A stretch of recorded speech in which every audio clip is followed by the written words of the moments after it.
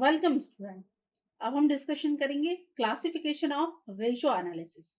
Ratio analysis का classification कैसे होता है और किस बेस पर हम उसका एनालिसिस करते हैं।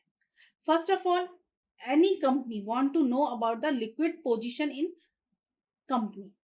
हम ये देखना चाहते हैं या कंपनी ये जानना चाहती है कि उसकी लिक्विड पोजीशन क्या है, उसके पास कैश कितना अवेलेबल है, या वो ऐसे क्या टर्म्स हैं जिनमें इजीली कन्वर्ट कर सकती है कैश को। या एक्टिव रेशो, फर्स्ट जो कैटेगरी है हमारी liquid and active ratio, activity ratio, जिसके बेस पर हम ये देखेंगे कि हमारी क्या एक्टिविटीज हैं जिनके थ्रू हम कैश को रेगुलर जनरेट कर सकते हैं हमारी कंपनी के अंदर। First of all, liquid position हमें जानने के लिए करंट रेशो हम यूज करते हैं। करंट रेशो से हमें क्या होता है कि current assets and current liabilities के बेस पर हम ये देख पाते हैं कि हमारी फाइनेंशियल पोजीशन क्या है, करंट में वर्किंग पोजीशन हमारी क्या चल रही है। सेकंड, लिक्विड रेशो में मतलब कि लिक्विडिटी कितनी है हमारे पास, हम कितनी जल्दी अपनी एसेट से उसे कन्वर्ट कर सकते हैं कैश में। कैश रेशो से हम ये पता कर पाते हैं कि हमारे पास करंट में कितना कैश अवेलेबल है। इंटरनल मेजरमेंट के थ्रू हम पता कर पाते हैं कि हमारी इंटरनल पोजीशन क्या है। डेब्ट टर्नओवर रेशो, विदाउट क्रेडिट कोई भी बिजनेस पॉसिबल ही नहीं है, इसलिए हमारे जो डेटर्स हैं उनसे हमें टाइम टू टाइम कैश कैसे रिसीव हो रहा है, कितनी ड्यूरेशन में हो रहा है, ये भी हमें कैलकुलेट करना बहुत इंपॉर्टेंट होता है। इन जिस तरीके से डेटर्स इंपॉर्टेंट है उसी तरीके से क्रेडिटर्स टर्नओवर रेशो भी इंपॉर्टेंट है, क्योंकि हमें जैसा पैसे लेने की जल्दी होती है उसी तरीके से क्रेडिटर्स को भी हमसे कैश रिसीव करने की जल्दी होती है, जिससे कि वो अपने बिजनेस को स्मूथ रनिंग में चला पाए। तो वो भी हम कैलकुलेट करेंगे। इन्वेंट्री रेशो कि हमारे पास जो स्टॉक है उसका रेशो क्या है। कहीं ऐसा तो नहीं है कि इन्वेंट्री हमारे पास रखी हुई है, ओवरबर्डन हो रही है, तो हम ये सब कैलकुलेट करेंगे इन्वेंट्री रेशो के थ्रू। हम चेक करेंगे टोटल एसेट्स को कि हमारे पास टोटल एसेट्स कितनी अवेलेबल है, जिससे हमें ये पता चलेगा कि हमारी एक्टिविटी प्रॉपर हो रही है या नहीं हो रही है। वर्किंग कैपिटल टर्नओवर रेशो, जिससे कि हमारी जो वर्किंग कैपिटल है, हम जानते हैं कि टू टाइप्स ऑफ कैपिटल होती है बिजनेस के अंदर, fix asset and working capital.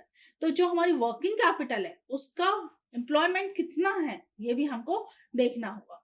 Capital employment ratio भी हम कैलकुलेट करेंगे कि हमारी जो कैपिटल है वो प्रॉपर यूज हो रही है या नहीं हो रही है, वो हम चेक करें। ये सारे जो रेशो हैं ये हमारे रेशो कवर करते हैं हम लिक्विडिटी एंड एक्टिविटी रेशो के अंदर।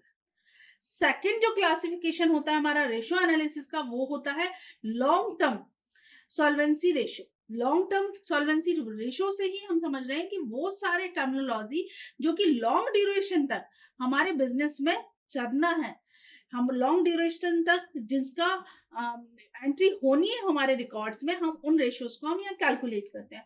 फर्स्ट ऑफ ऑल, कोई भी अगर कंपनी है तो वो अपनी कैपिटल को कैसे अरेंज करती है, इक्विटी शेयर्स के थ्रू। तो इक्विटी रेशियो हम कैलकुलेट करेंगे। यहाँ पर हम करेंगे डेब्ट टोटल कैपिटल रेशो, हम करेंगे cash flow ratio, capital gain ratio. In this type of जिन टर्मोलॉजी से हमें लॉन्ग ड्यूरेशन तक डील करना होता है, वो सब हमारे लॉन्ग टर्म सॉल्वेंसी रेशियो में आएंगे कि हमारी फाइनेंशियल पोजीशन क्या है। प्रॉफिटेबिलिटी रेशो में हम क्या करेंगे कि हमें पता है हमारे two types of ratio profit होते हैं major, gross profit and net profit. हम एक और कैलकुलेट करते हैं ऑपरेटिंग प्रॉफिट। तो ये operating profit, net profit, gross profit, expenses ratio, इन सब रेशोज को हम कैलकुलेट करते हैं कहाँ पे, प्रॉफिटेबिलिटी रेशो में।